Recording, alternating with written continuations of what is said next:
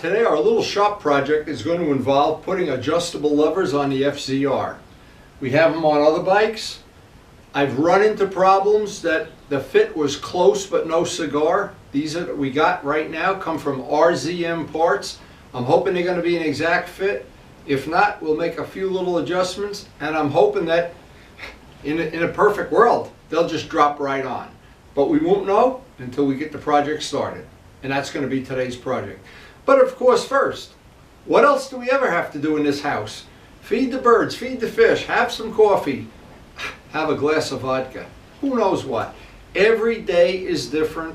Every day that I work in a shop, I try to do something that interests me and something I can share with you. Now, of course, one of the things that's nice about most modern motorcycles, they come right from the factory with adjustable levers, so you can adjust this in or out to suit your hand. It's a really nice feature of modern motorcycles. But if you have one that came with levers that are not adjustable, you can check out the internet, in this case RZM products, and we'll find out if these are going to be an exact fit very soon. Now, one of the choices you have, and Luciano has done this with other companies, I'm not sure if one of them is RZM, we'll put their information up on somewhere on this video, is he's taking pictures. He's taking the old levers off the bike, taking pictures of them, because a lot of them look like they'll fit, but when you go to fit them, there's something, you know, like the 86 doesn't fit the 87, or then they don't get it right. A lot of times it's close but no cigar, and a lot of time it's not even a cigar. It's nothing. But so one of the choices you have, if you're in doubt, it takes only a minute or so. Take the lever off, take a picture of it with your secret iPhone, send it to the company, and they can confirm that they're sending you the right levers. And that's the biggest part of this job. This is the biggest part of the job, getting the right levers, not getting the ones that almost fit, but getting the ones that fit. It makes it a lot easier. Now, for me, it's personal. Everybody has a subjective feel what they like for how the levers fit their hand, but it's part of the interface between the rider and the motorcycle. The foot pegs, the handlebars, the grips, all the things, the seat, that interface between the rider and the motorcycle. And if they're right, you have a comfortable ride, an enjoyable ride. If they're wrong, it gets annoying after a few hours in the saddle. Now, these typically cost around 20 bucks a set, so it's a nice convenience thing when you can upgrade one of the bikes in your collection, make it more comfortable for you and more enjoyable, especially on a long ride, for around 20 bucks.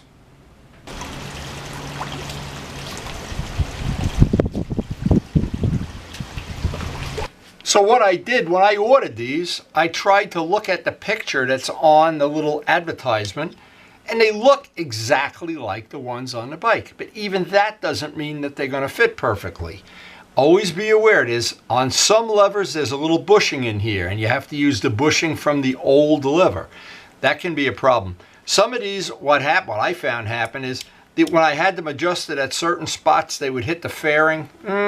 Well, that's unique to my bike, because on a stock bike that wouldn't happen. I have things moved around in different handlebars and stuff. Also, they make these several ways. Now, one of the ways they are, first of all, they make non-adjustable ones. You got to be careful when you order them. Some of them have a thing they fold up and fold down. Some of them have a screws here, and they can become long levers or shorty levers, so you can have them either way. Now, I had a set of shorty levers. I like the long ones better. That's for me. Now, among other things, I remember that, and this is very funny, we were installing these on Joe Roselli's bike one day, and they did, somehow they went on backwards, that they folded down instead of up. I don't remember the whole thing, but it was funny. It got straightened out in the end. But so there's a couple of little pitfalls when you do this, that but the biggest one, the one to always be aware of is, and these are very nicely made. They CNC machined. I'm sure they're done with high quality equipment. I know about machine shop work. These look very, very nicely done. Not a lot of tooling marks on them. They're plated nicely, and everything about them is really nice. But the trick is they gotta fit. So if you communicate with the company, with RZM or whoever you're going to buy these from, I got these from RZM. And you can, and by the way, they make them all different colors to match. If you want to have a bling bike, I don't want to have a bling bike, but well, you want it to match your purple earring or something. That's just, they have them. Believe me, they have them.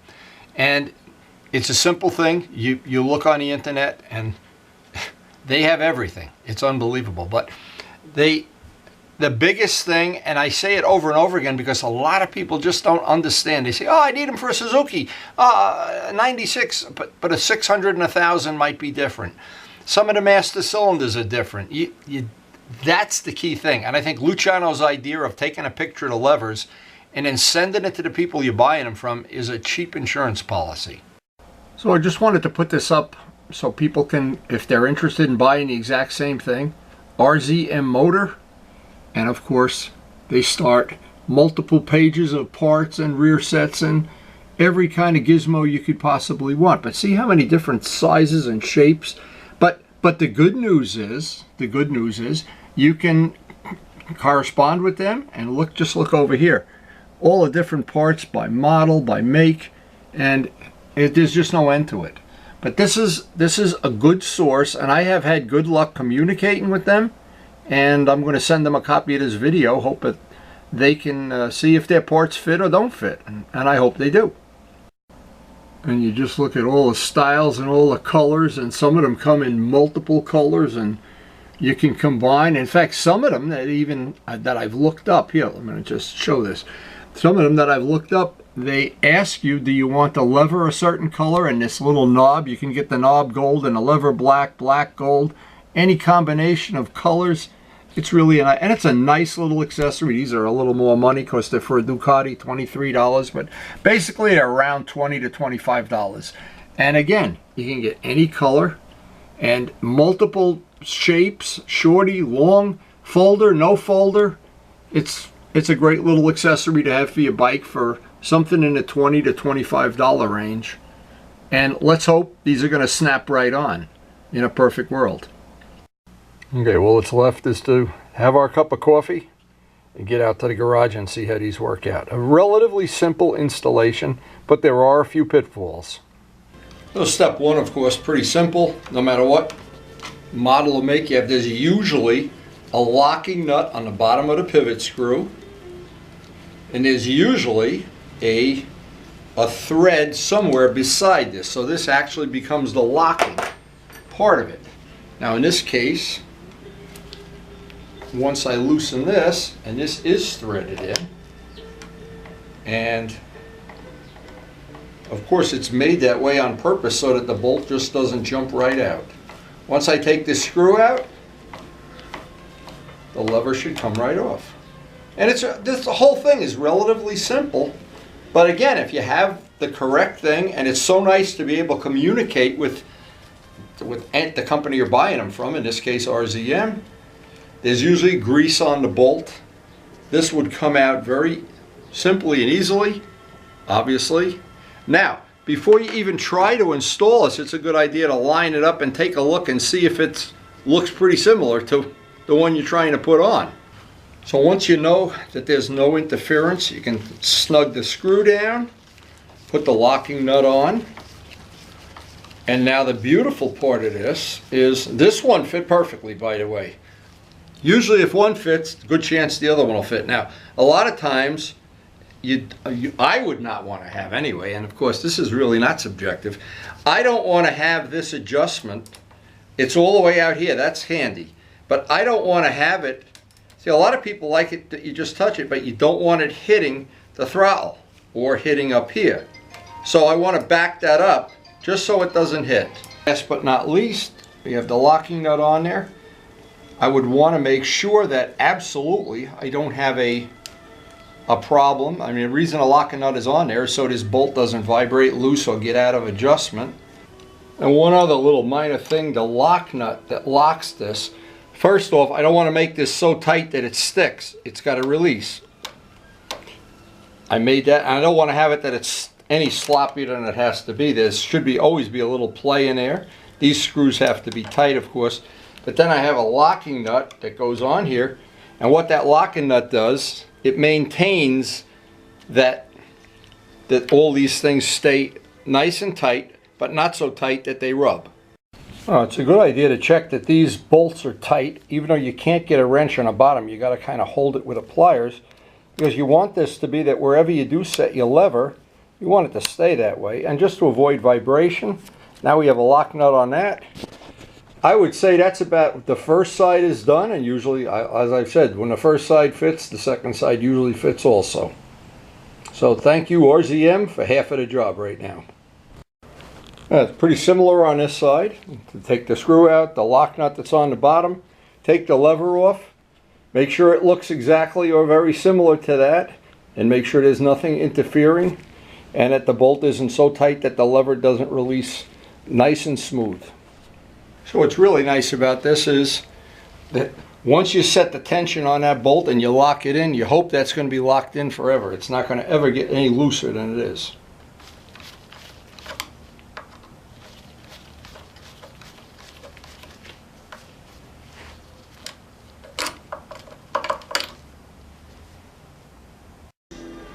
Now this is one of the things you have to always be aware of when you swap levers.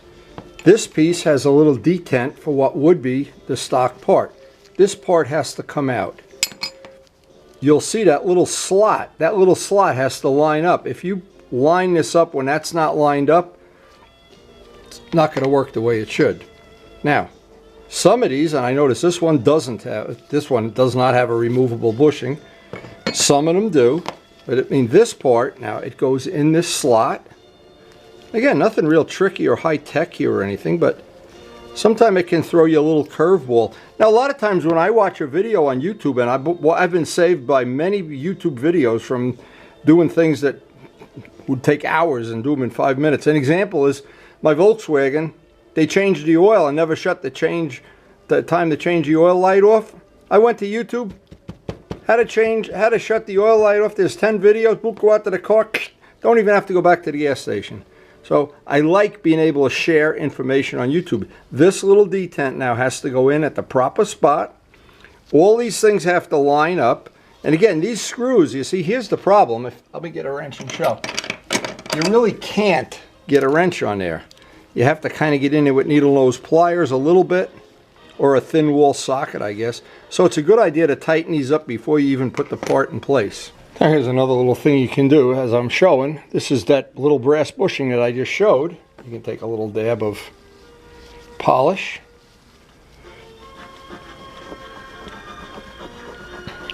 It's not even worth going down to the buffing wheel for this, but this is one part while you have it off the motorcycle. Again, super easy to polish. Looks a little bit nicer. But again, these are all little details I like to do. Some people don't care. We could still be friends. This side can be a little tricky too, because you have the switch that has to go in there. This is, well, not super tricky, but I want to make sure I get that exactly the way it should be.